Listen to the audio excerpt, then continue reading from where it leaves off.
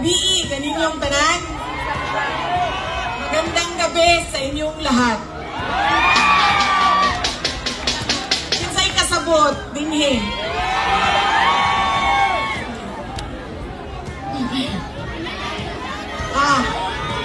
Unahin ko po muna ang aking mga pagpapasalamat. Una po, ang pagpapasalamat natin sa ating pinakamamahal na mayor ng siyudad ng Maynila, Isko Moreno Dumagoso.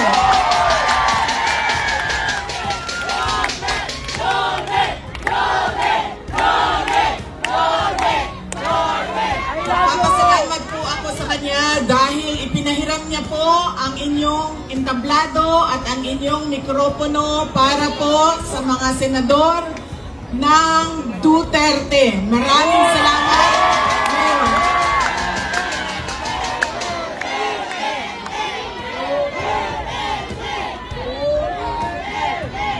Ang sunod na pagpapasalamat ko ay sa inyong lahat, mga kababayan namin dito sa Maynila.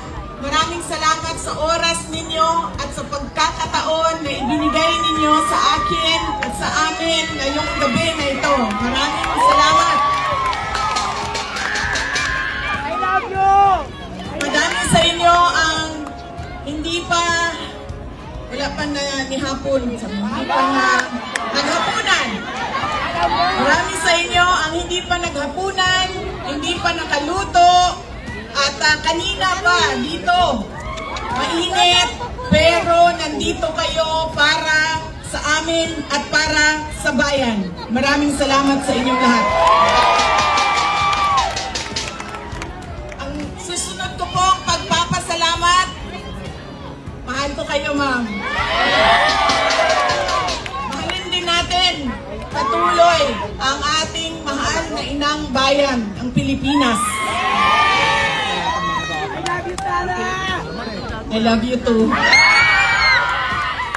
Sisterly love na ito, sis. Mahal kita! Mahal ko kayo. Kaya ako nandito. Ngayon.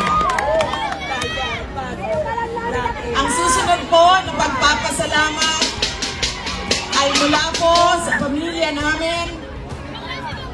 Papasalamat po kami sa pagmamahal at suporta na ipinapakita nyo kay dating Pangulong Rodrigo Duterte. Maraming salamat po.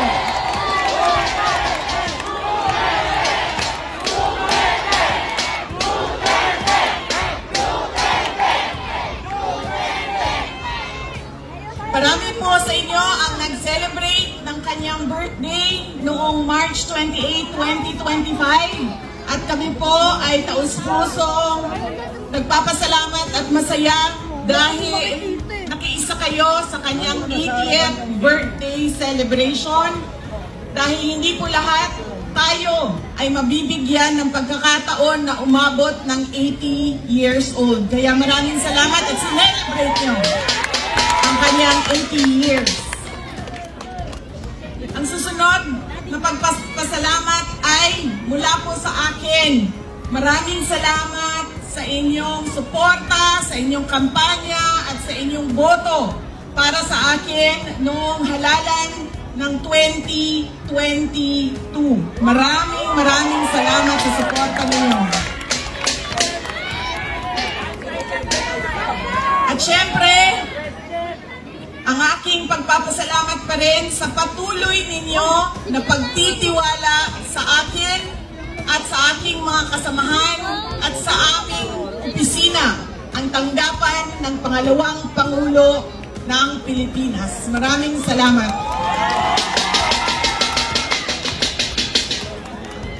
Ang amin pong pamilya ay merong malaking utang na loob sa inyong lahat, mga kababayan namin, sa pagkakataon na inyong ibinibigay sa amin na makapaglingkod sa ating bayan. Dako kayo ang amo ang utang nga kabubuton kaninyong tanan mga kaigsuunan namo. Sa higayon nga gihatag ninyo kanamo nga makaserbisyo sa ato ang nasod. Daghan kayong salamat.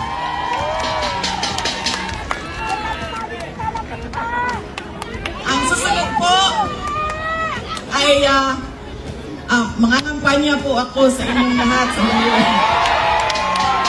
Ang galing ko lang po yung seal ng aking opisina. Palitan natin ng seal ng Office of the President.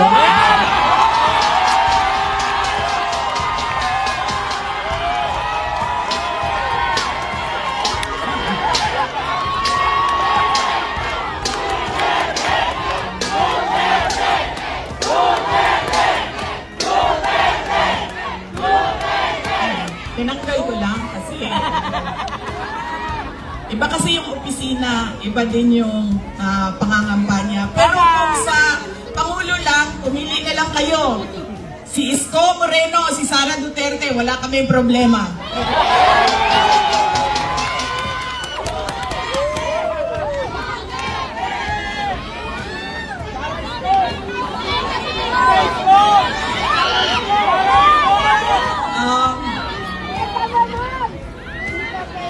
Bakit po ba lagi pabalik-balik o paulit-ulit ang problema ng ating bayan? Dahil po, paulit-ulit din yung ugali natin sa pagpili ng ating mga leader. Kung sino yung binoboto natin. Ngayong darating na halalan, marami ang nagtatanong, ano bang pwede naming gawin?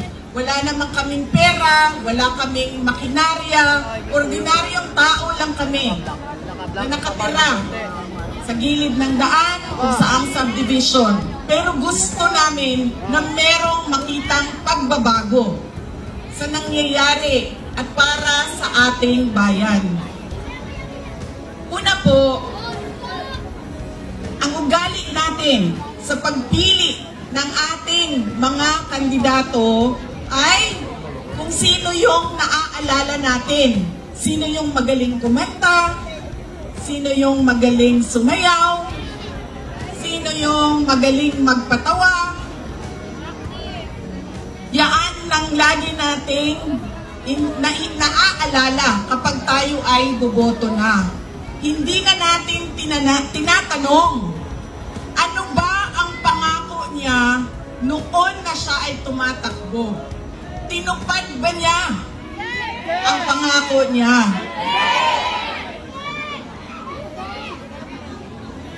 Diba? Dapat tinatanong natin ang sarili natin, ano bang nagawa ng tao na ito?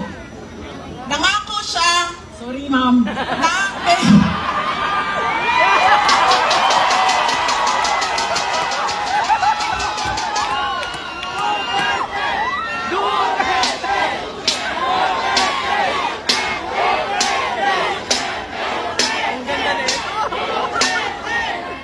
alam niyo, paano ko ba sabihin ito?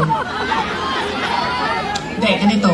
Tulad na lang na magkaibang tao kami ni Pangulong Rodrigo Duterte. Si Pangulong Rodrigo Duterte ay hindi si Inday Sara Duterte. Si Bongbong Marcos ay hindi si Amy Marcos.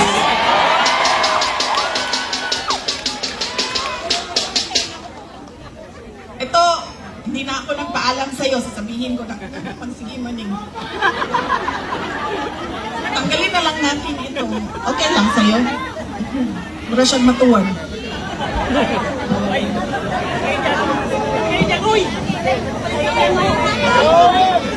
Ganyan na lang. Para hindi makita ninyo na pumayat na ako.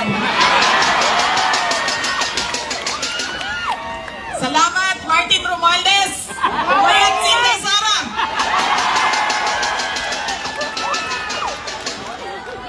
Uy, kachot lang ba? Seryoso. Mahal ko kayo, ma'am. Ito, hindi na ako nagpaalam kay Senator Amy, ha? Kasi hindi ko naman alam na nandito siya. Noong October 2023, pumunta ako sa kanya. Sabi ko sa kanya, pwede mo ba akong tulungan? Kailangan ko kausapin ang Pangulo. Kasi nakikita ko sa mga plano nila at nabasa ko sa mga plano nila, meron silang ipafile na impeachment na kaso. So sinamahan niya ako. Ito yung araw bago umalis si dating Pangulong, ay dati na, no, sorry, si Pangulong Bongbong Marcos.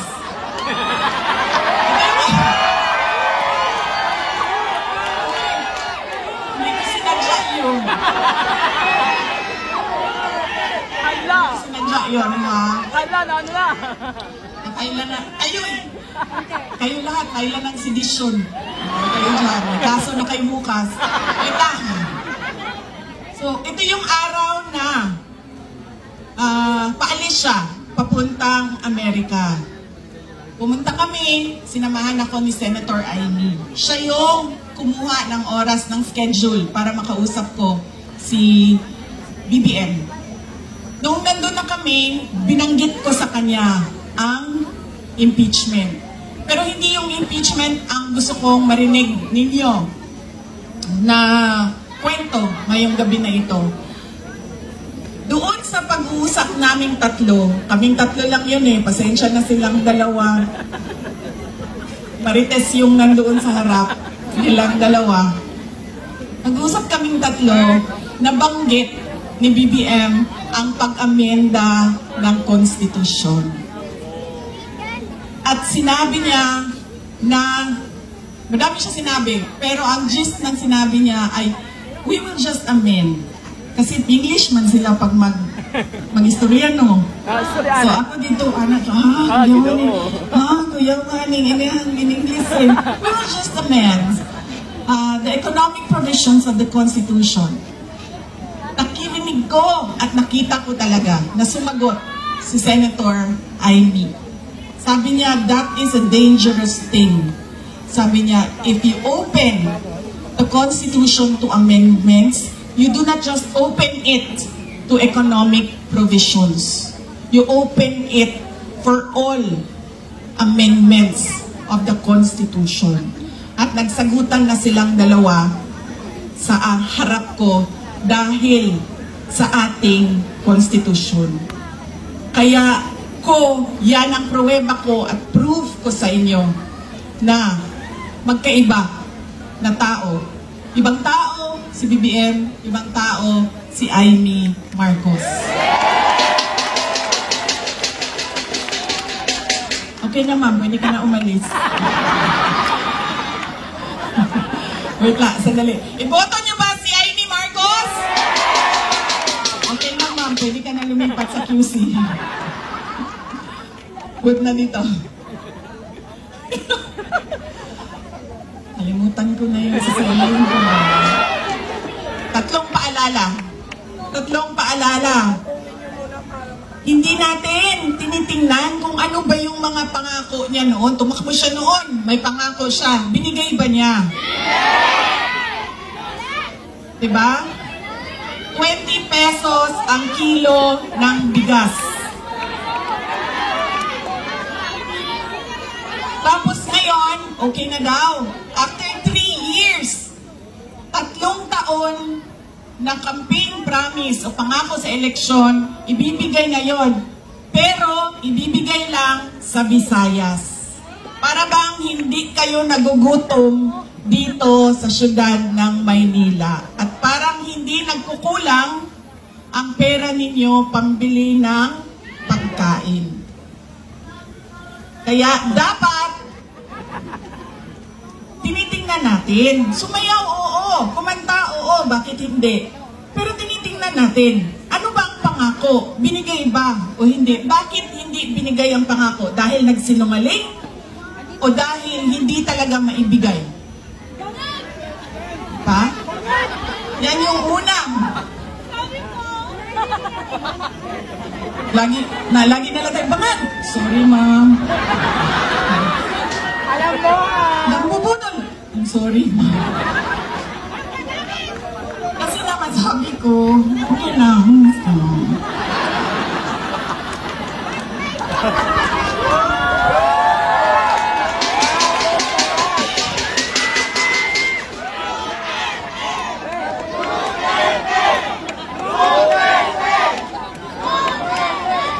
Alam nyo, yung bangag na yan, hindi totoo.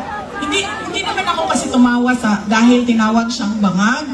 andun ka din, di ba? Hindi ako, kasi sa Bisaya, ang bangag, di ba? Bangag, bangagan, bangag.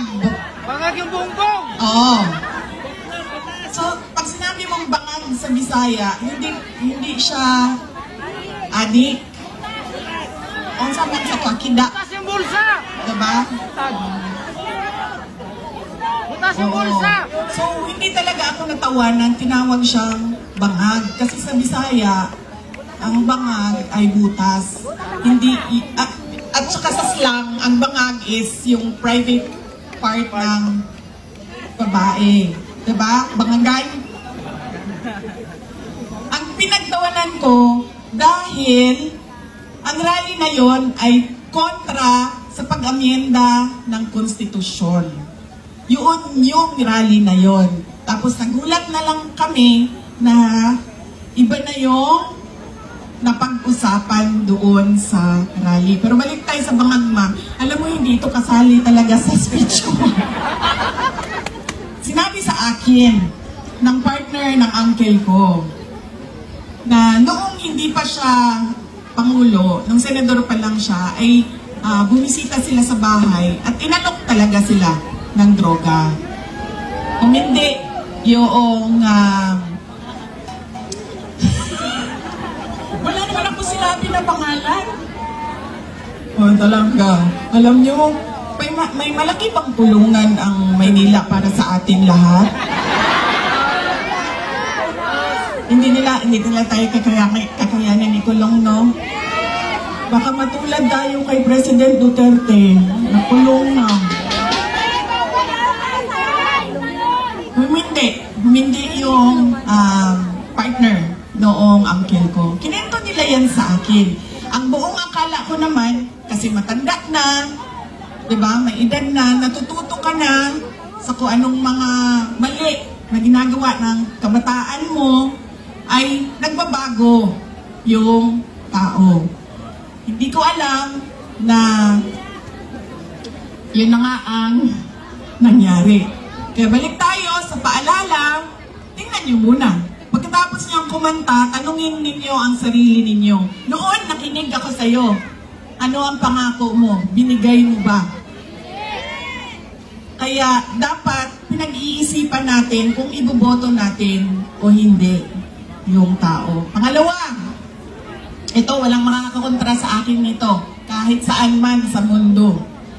Hindi dahil galing yan sa malaking pamilya ng mga politiko, ay automatic ang boto ninyo. Hindi dahil anak yan ng Duterte, ay automatic ang boto ninyo. Dapat tinatanong nyo ang sarili ninyo, ano ba ang abilidad at kapasidad ng tao na ito na may lingkod para sa bayan. Isa sa mga problema natin ay ang political dynasty. Pero hindi ipinagbabawal ang kung sino man ang may gusto tumakbo. Kaya nasa atin, nasa mga butante ang pagkilatis. Duterte yan. Anong abilidad niyan? Anong kapasidad niyan? At sino yan siya? Pangatlo, at huling problema natin, paulit-ulit, behavior, ugali natin sa eleksyon, sa halalan, ay yung palitan ng boto at pera. Dahil ilang beses na kayo tumanggap, magkano bilihan ng boto dito? 1,000? 1,000? Grabe, 1,000 lang? Galing lang. Bigas ang ano dito, palitan? Oh, ilang kilo? 5 kilo. So, magkano yun? 250? Mga 1,300 total ngayon ng bili. Alam mo, lugi kayo. Taasan na yung presyo ninyo. Kasi galing ako doon sa Bacolod kahapon. Tinatanong ko, magkano bili ng boto dito? Noong 2019 daw, 2,000. 2022, 3,000. See? Sabi ko, taasan ninyo ang presyo ninyo. Tapos nung, dito daw, itong eleksyon na ito, 2 to 3,000. Sabi ko, hindi niyo pa alam kung magkano kasi wala pa namang bilihan. Pero sabi nila, mga 2 to 3,000 daw yung bilihan ng boto doon. Kaya, kulang ang hingi ninyo.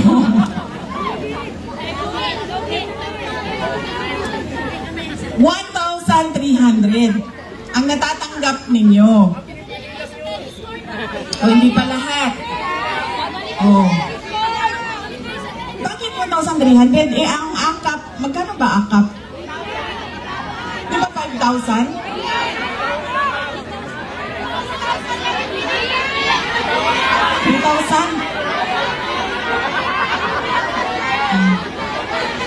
May kaltas pa yun. Diba? One for you, one for me, one for you, one for me.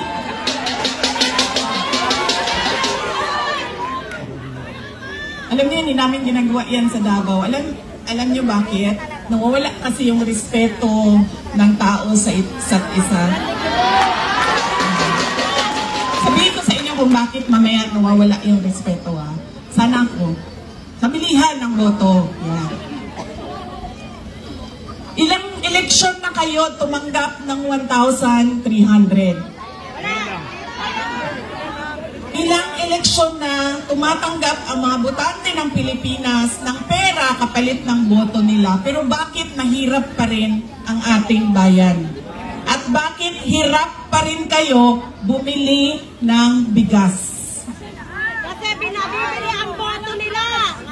Kasi dapat, kung akap yan at galing yan sa gobyerno, tanggapin nyo, pero tanungin nyo naman yung sarili nyo.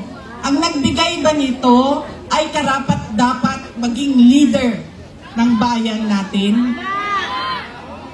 Dahil malamang ipusta ko yung isang paa ko, hindi niya pera yang binigay niya sa inyo.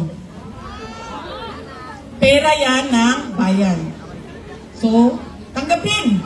Dahil tulong yan ng bayan. Huwag matakot kung iba ang iboto. Dahil unang-una, nakatago naman yung boto natin. At pangalawa, kung sino man yung manalo na mayor ninyo, na vice mayor ninyo, na konsehal ninyo, na congressman ninyo, ay may obligasyon na tumulong sa taong bayan. Kaya kung sino man yung nakaupo, magbibigay pa rin yan ng tulong sa inyo. Kaya, yan ang kailangan ninyong isa-isip. Hindi dahil sikat ang apelido, automatic ang boto. Hindi dahil may kapalit ang aking boto, ay ibibigay ko na. At, may isa? Check ko lang mo, nakikinig kayo? Ano yung isa? Oh, see? Hindi na nakikinig.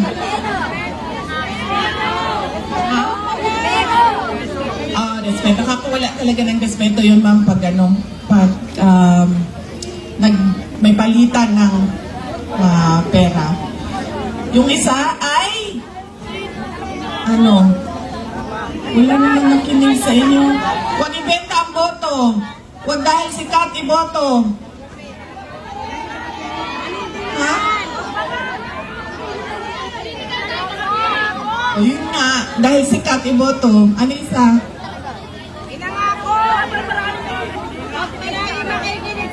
Uy, grabe. Ang dami-dami ninyo. Dalawa lang maalala ninyo. Anong wala pa?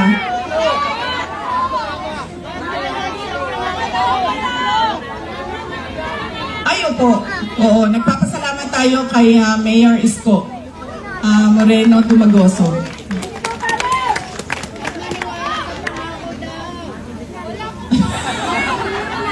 Lugi sa bayan! Ano?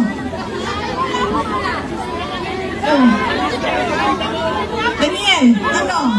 Oh, ano isa? Check ko lang, nakikinig ka.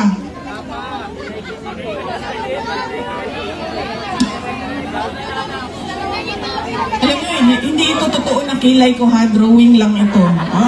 Drawing lang ito. Kanina, sinasabihan ko yung gumagawa ng mukha ko. Sabi ko, alam mo, para akong naglalakad na kilay. Tapos sabi na, hindi, kailangan mo yan. Kasi pupunta ka ng rally. Doon sa malayo, hindi ka makikita kung wala kang kilay. Sabi ko, ganun ba yun? Sabi niya, oo, kailangan may mata ka, may kilay ka, kasi hindi ka makikita. So yung mga walang makeup at walang kilay dyan, hindi po kayo nakikita. Hindi namin kayo nakikita. Hindi joke yan ha, totoo yan, nangyari yan doon kanina, kasi ayaw ko yung kilay. Drawing lang kasi, diba? Ano, wala?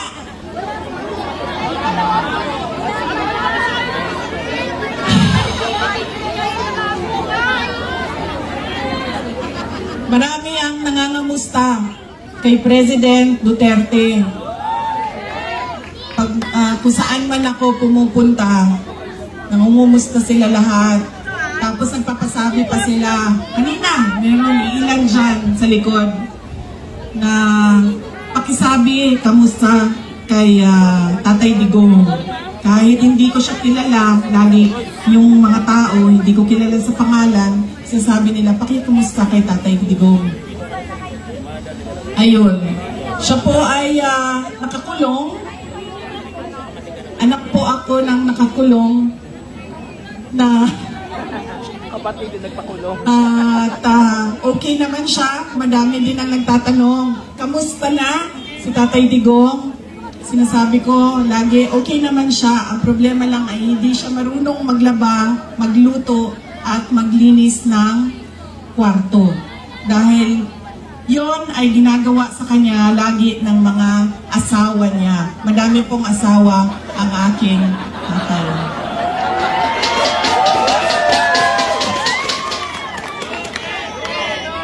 Nakita niyo yun si Kitty? Kitty, yung maganda ko na kapatid. Iba po yung nanay niya. Kasalukuyan po, dalawa yung girlfriend na nandoon, nag-aantay na makalabas si Pangulong Rodrigo Duterte.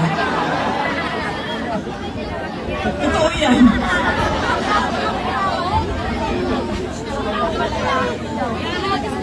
Oh ma'am,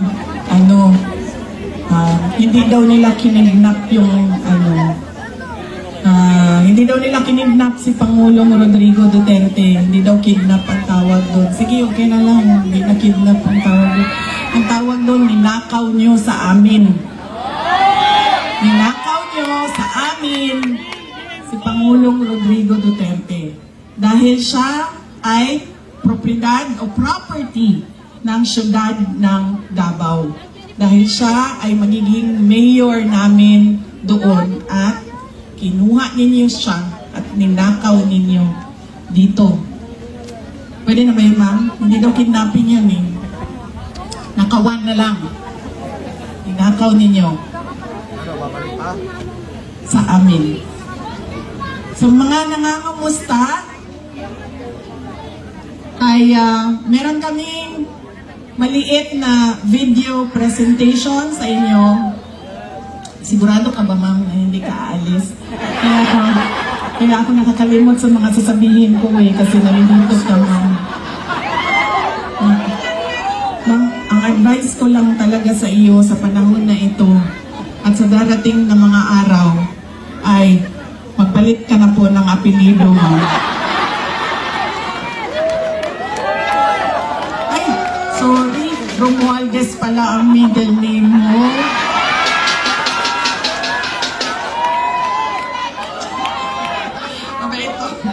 Sabi ko nga, matino na tao, si Senator Amy Marcos. Ready na? Ang MVP? Okay. Thank you.